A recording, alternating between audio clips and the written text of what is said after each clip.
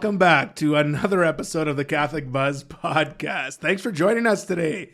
We continue the conversation on lots of topics on the Catholic faith. My name is Father Daniele, and I'm joined by the two experts on the Catholic faith. This is Josh Sullivan over here. Hello. Josh, we're going to talk about your favorite song in a second. Yeah. And over here we got Matt Van Milligan. Matt with a new haircut. Looking great today. Hello. Hey, Matt. Yeah, thanks.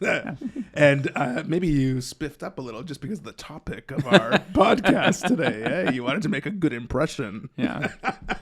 What's your favorite song by Olivia Newton-John? Let's get physical. Let's get Or I think it's called physical, but yeah. Actually, it's specifically in The Office when they are talking about stuff in the TV show The Office, and Michael Scott comes in dancing with. Yeah, it was just fun. It's funny. It was one of my favorite. Good scene. Yeah, it's a good scene. Well, you got it. So we've done lots of episodes on the Catholic Buzz podcast, and this is the first time we're specifically, explicitly talking about sex. Yeah. So let's talk about sex. We're doing it. And we're actually going to talk about sex for a few episodes. So unless we get interrupted by some major breaking news or things, we're planning on doing a series, right? So we're going to talk about the beauty of sex, sort of where, then we're going to talk about where the downfalls of sex, right? Yeah. Yeah. And then we're going to talk about natural family planning in another episode. Yeah. And then we're going to talk about pornography and masturbation. So that is all some exciting topics, I guess, to look forward to. Hot button topics. Yeah, it's like it's like sex month on the Catholic Buzz. Yeah. Yeah. So let's go right into it. So today we're talking about the beauty of sex because I would say a lot of people at first would say that the Catholic Church is prudish or prude on sex and the Catholics don't like sex, or the Catholic Church is against sex. So let's try and clear that up today on our first episode when we're talking about sex. Okay, so we're going to talk about God's plan for sex and God's beauty. I think it's one of those things. I mean, we talk about how Catholics are the one, like, are prude and everything else when it comes to sex. However, when you say, like, I come from 9 children, like I'm the oldest of 9 kids, I have 8 siblings. And they always go, well, you must be Catholic. Like that, so there's this kind of conflicting idea of like, well, maybe, I don't know. It's the difference between like, oh, you're not against sex because you had 9 kids, right, but at the same time, it's a paradox. It's a paradox. Maybe just more on social issues or in society. I guess the Catholics are viewed as being anti-sex. Yeah, or that's the misconception that people sometimes want to hold up, or that's leveled against the church. That it's like, okay, well, sex is off limits, or just like there's no that it's part of life, but you don't talk about it. And you imagine somebody crossing their arms, looking over your shoulder, and saying like, no, we don't talk about it. But like in the history of the church, and like actual formal church teaching documents that are released, the church has a very well established, clearly laid out view of sexuality, and it's not this kind of prudish, repressive thing that it's bad, don't talk about it, whatever. It's like, that's right, it's important, it's necessary, it's it's even within the sacraments, like within the sacrament of marriage, it's necessary to complete that sacrament for to perform the conjugal act, or to have sex. It was at Pope John Paul, we were talking about before the show, but Pope John Paul pretty much preached about sex for the first 4 or 5 years. I mean, of being a pope, I mean, like every week he did something for theology of the body, right? Yeah. And so we're going to look at some church documents that talk about sex, right? So the theology of the body of John Paul II is one of them, right? So what he did was he used his Wednesday general audiences to talk about a different topic, right? And then for 4 years or 5 years, 5 years, I think, they published them all into what's known as the theology of the body. Then, of course, there is the document from Pope Paul VI, Humanae Vitae, which is people really like and some people really hate, and we're going to talk about that. And then, of course, we're going to talk about the Catechism, what the Catechism says about sex. So let's go right for it. Let's look at, we were talking about that parents, husbands and wives, they share in God's creative role in the world, right? They bring life into the world. I think we talked about that on the episode about for sure. abortion and things like that, right? So let's where do we go from there? Yeah, there's kind of implicit in the vocation of marriage is kind of the expectation of being fruitful, being creative in through the sexual act. And again, there are situations there, like some people can't, some people like, and we touched on that a little bit in our discussion about pets and adoption and things like that. But there's, it's kind of built into the vocation of marriage that, it's fruitful and that it's creative. Man, I lost my train. No, sorry. I think we have to, I completely went on loop there. Sorry, guys. Yeah. We'll pick back up in, do you want to do a clap in or something like that so we know? I'm just going to mark the time. Yeah. Okay. Sorry. Okay. Do you want to just pick back up? Yeah, so now? Yeah. Is there... Yeah. Okay. So when we do marriage prep, one of the stories that my wife actually tells, she talks about Saint Therese of Lisieux, her parents, Saints Louis and Zélie, I believe. Yeah. Who were one of the first couples to be canonized together. That's right. Yeah. Oh, that's cool. So when they first got married, both of them felt they had a call to be religious, but they felt called to be married to each other. So they decided collectively that they would live monastically within their marriage. So they would, try and emulate Mary and Joseph's, that they would live chastely and celibately within marriage. But at a certain point, that their priest found out about this and, kind of sat them down and said, Give them heck. Yeah. No, like that's like, not only is it necessary for, your marriage to be sacramentally valid, and it's like, no, this is part of the vocation. And so, they they followed the instruction of their priest, and they had how many kids? They had Don't know. quite a few. Their first child they brought for baptism. Yeah. To the same priest, and they said, that this is our first time here. This is the first time bringing a child to, and it will not be our last. And these are the parents of, Saint Therese, who's a doctor of the church. It was so that's the beginning. But it's an illustration of, that you have this idea that, that sexuality is not, but no, it's necessary for creation. It's necessary for, marriages to be fruitful in that way. Right. Yeah.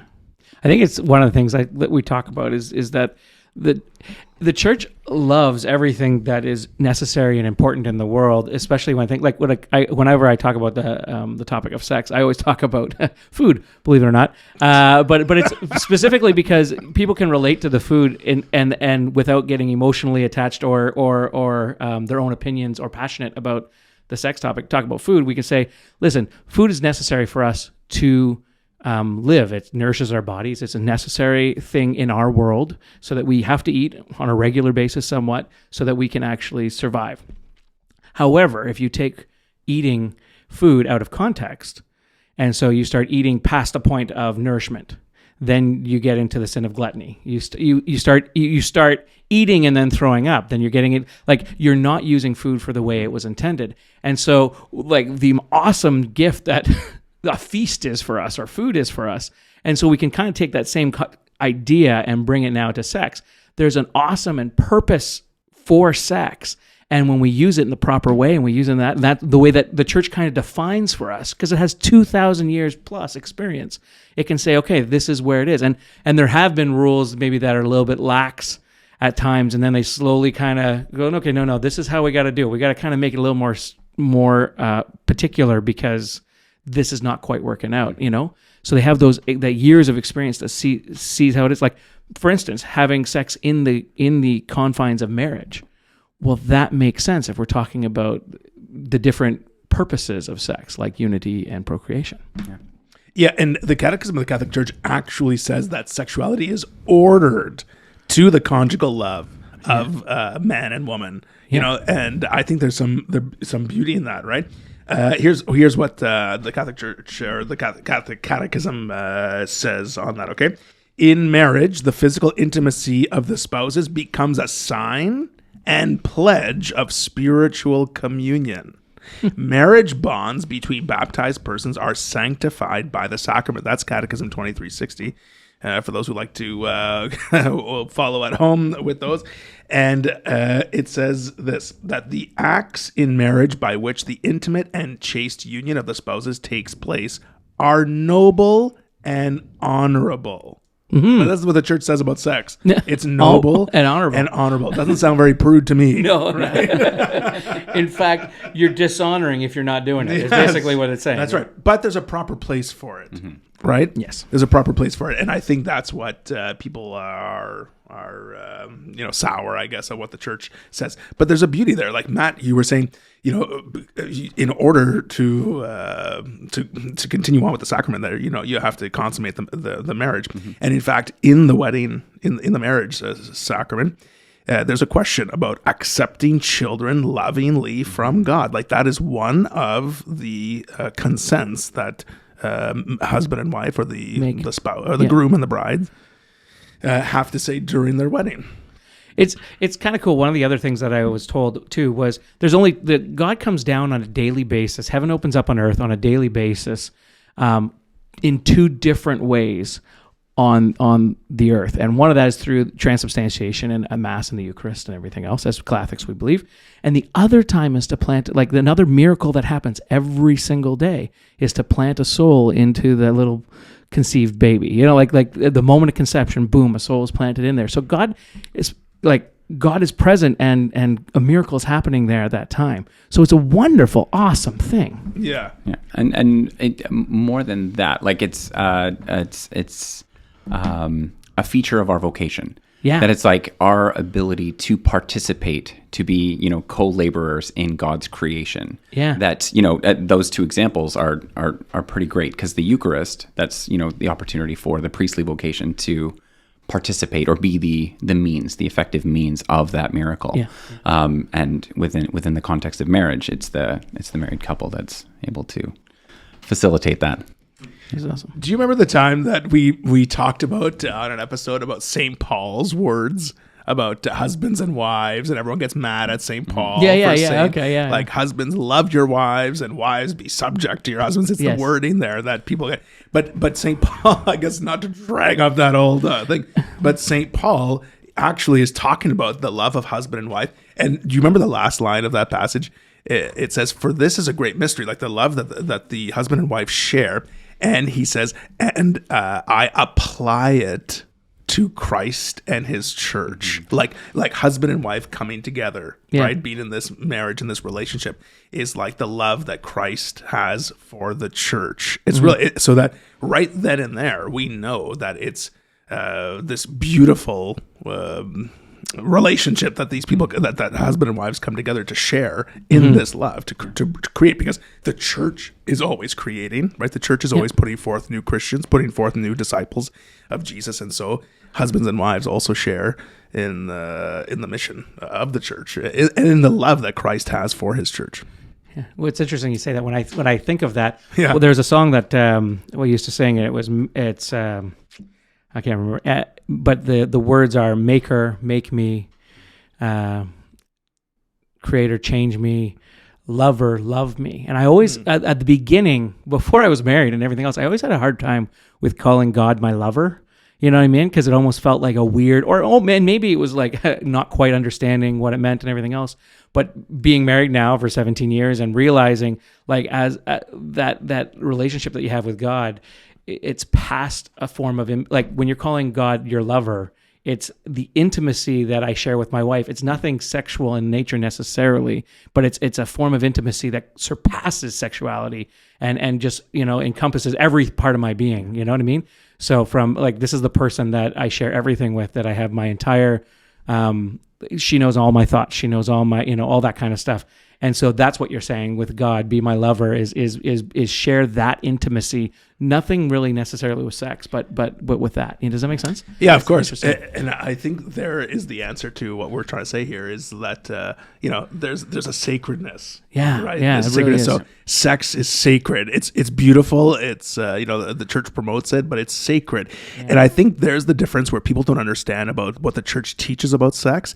is that why you can't, why the church frowns upon going and having sex with, people that you're not committed to is because in the marriage relationship, you are giving everything to your partner. You are giving everything to your spouse. That's what the Pope talks about in the Theology of the Body.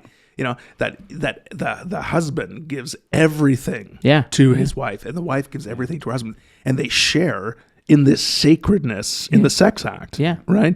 And they give that to each other as a promise to each other, sort of thing. That's what I mean. And that the sacredness is ruined. The sacredness is diminished, is non-existent when it's just shared outside of the context of committing to someone for the rest of your life. When it's just for pleasure.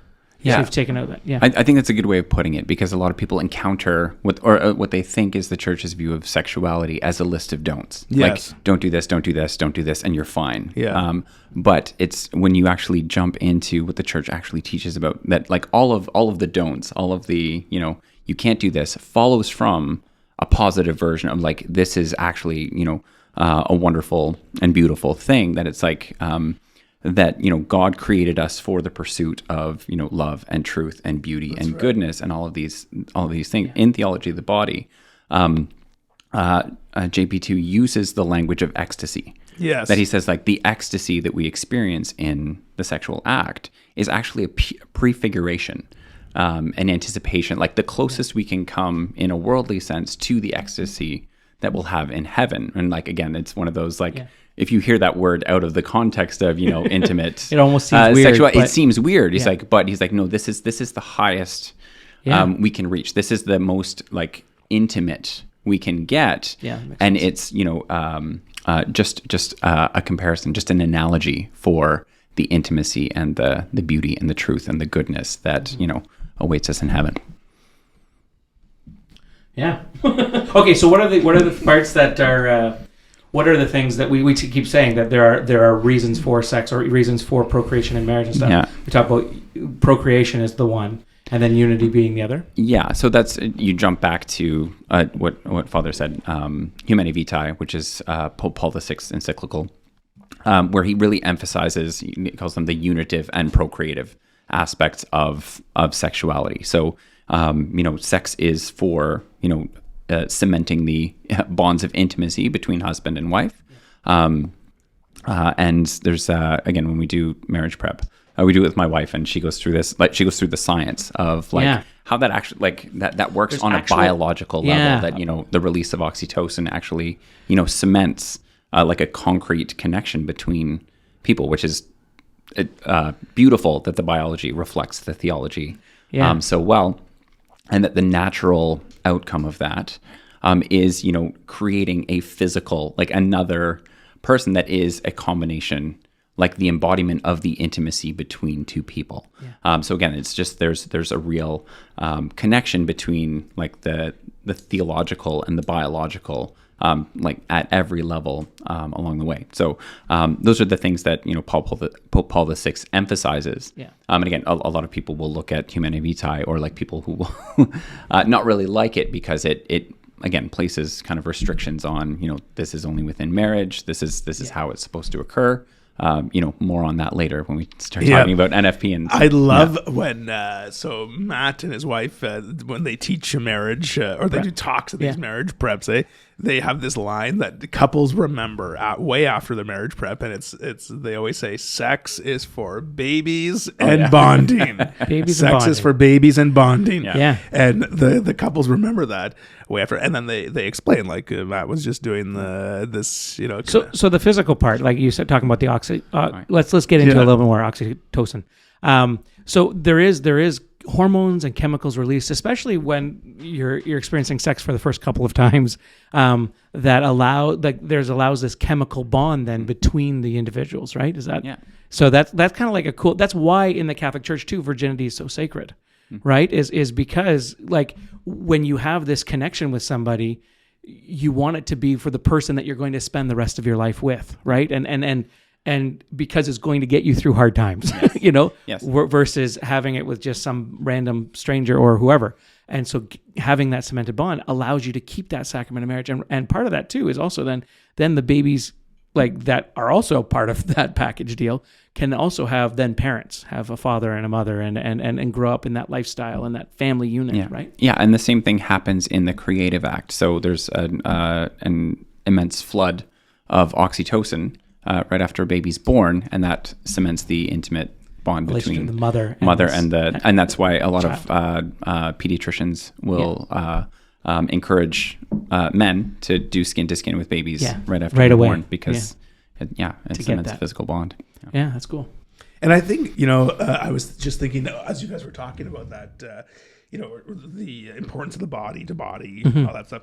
Like John Paul II in Theology of the Body talks about how part of the problem with understanding sex is that there's a lack of respect for the human body. Yeah. Right? Yeah. Like, and when you look at our bodies, maybe nicer ones than mine or you, or mine or yours, like the beauty that God's created them and what they're made for. And today, especially today, they're so, people's bodies are so objectified and taken they're used for selfish reasons and all these different things.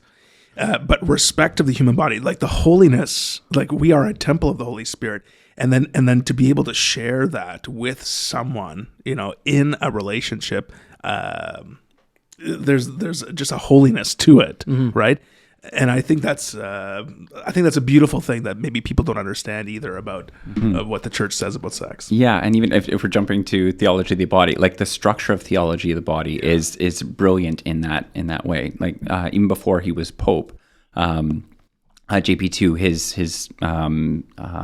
his education or his formation as a priest, he studied philosophy and he looked specifically at the phenomenology.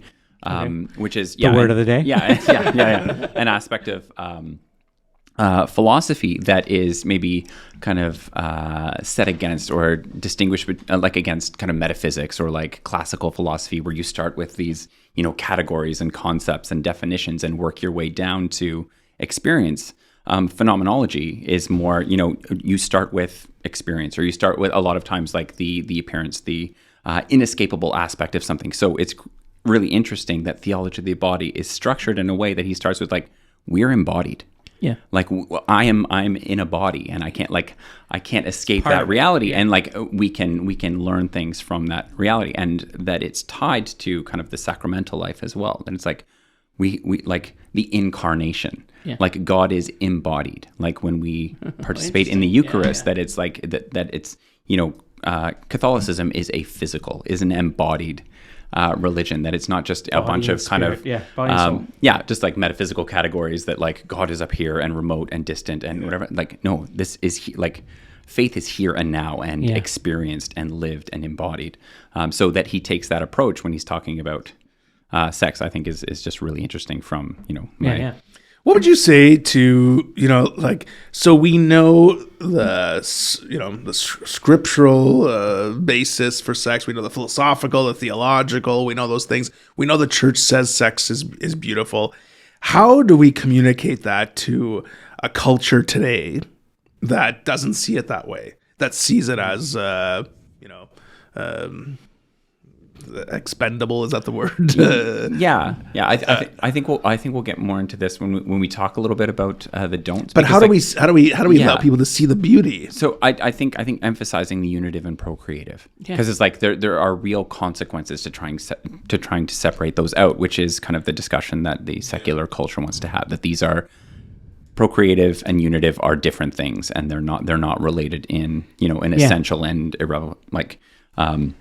inextricable way. So I think we have to defer some of that discussion, but I think one of the practical ways that we can do it or do it is actually having marriage prep for people who want to get married within the church, because like, again, we have couples come to us and they're like, why have I never heard this before? That the kind of message on sexuality outside the church is very different. I think also you look at examples. So like I've been diving deep into science and faith and stuff this last couple of weeks. But one of the things we talk about with science is you look for the physical evidence. You look for evidence, and then you extrapolate evidence and grab some ideas from it and try to make some conclusions based on it. And what I'm going to say is look at the people that are living that faith out.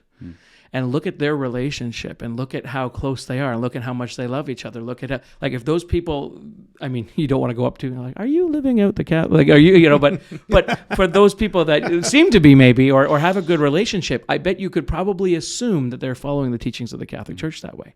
And if they're maybe having some problems or they're not communicating properly or anything else, maybe there's something, if there's a couple that's not communicating properly or not, I'm going to suggest you look at what the church teaches on this and maybe what you're doing and is it in line with what the Catholic Church is teaching and how are you giving of yourselves fully to each other? Because if you're holding back on life, and we're going to talk about that in the don'ts, I mean, we're going to keep falling back into that, but if you're holding back on life and you're holding back on either the unity or the babies or the bonding, then you're not giving fully to each other, right? And so then there is going to be a disconnect there, and maybe that will melt into other parts of your life and your relationship. And so we'll have to talk about that when we talk about the don'ts. Yeah, and but people would say that maybe the reason we don't talk about the beauty of sex is because people think that maybe there's not a proper place to talk about sex. How would we integrate other than we offering theology of the body courses for young people or people outside of marriage, or what are some ways that we could communicate this to people that would be useful for them? I think having a proper place and time. I mean, for instance, you don't we don't want to have conversations about sex necessarily, in a kindergarten class, or you know what I mean. Like you don't want to. There's a proper place or a proper age or proper time, and people that are contributing to that conversation or should be learning about that at that time, right? Yeah, or with just anyone. Just anyone. It is an intimate topic. I'm not going to approach someone at the grocery store. And we've had that conversation with couples in our living room. Other couples coming in and talking with me and my wife about certain things or whatever else, and so those are great times. Or like at a church basement when you have experts like Matt, his wife and stuff talking on theology, NFP, or talking about those kind of things in marriage prep. Maybe what we should do is look at the church having things like 3 times a year or once a year or a couple times a year is just opening up to have a talk about sex at the church level in the hall or whatever else, where we can have an open discussion. You're not going to bring your kids to this topic, but you're going to be able to openly talk about it. In my family, it's kind of funny. We laugh and talk about it, but it is like I grew up with my 6 sisters and my 2 brothers, and my parents taught NFP, and sex was a very open topic at my house. It was very free flowing, and we talk about what the church taught about it and all that kind of stuff. And it was never awkward for us to teach. And so I think for me and most of my siblings, we're very comfortable talking about it because of that, but we realized that it was an awesome gift from God. Like if someone gave you a new bike, you kind of want to talk about how awesome it is to have a bike. You know what I mean? Although you kind of, you got to know the context and how but so when you have that awesome gift of sex, you want to be able to talk about what the church teaches and how awesome it is, and so that everybody can have a bike, if it's their calling. Yeah, and maybe adding to that too, like the value of having like a solid men's group or a women's group that you can great idea. Can have those conversations that they're not had in an awkward way. Everyone owns a bike, like you can.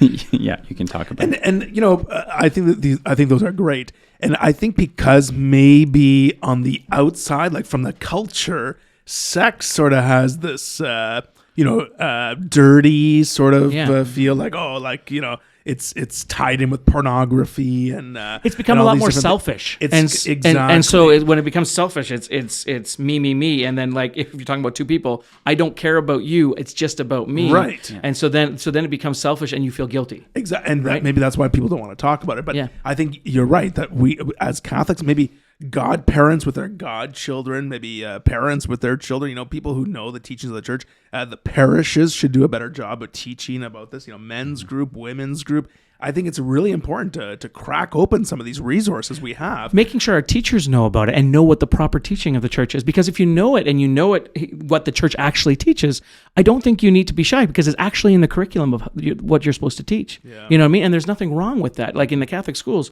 it's in the curriculum. So, if you know it, the problem is a lot of times we shy away from it. And maybe that was like even in the older days, I'm going to say in the other generations, maybe they didn't quite understand it, right? And so because they didn't quite understand it, it was don't talk about it. It's a little bit, kind of, and trying to hush it down. Whereas if the maybe the parents or the community, I guess at large, was more open in talking about what the church, how awesome a gift it is and what the church teaches about it, then I don't think people would be shy or feel guilty or be upset with teaching it.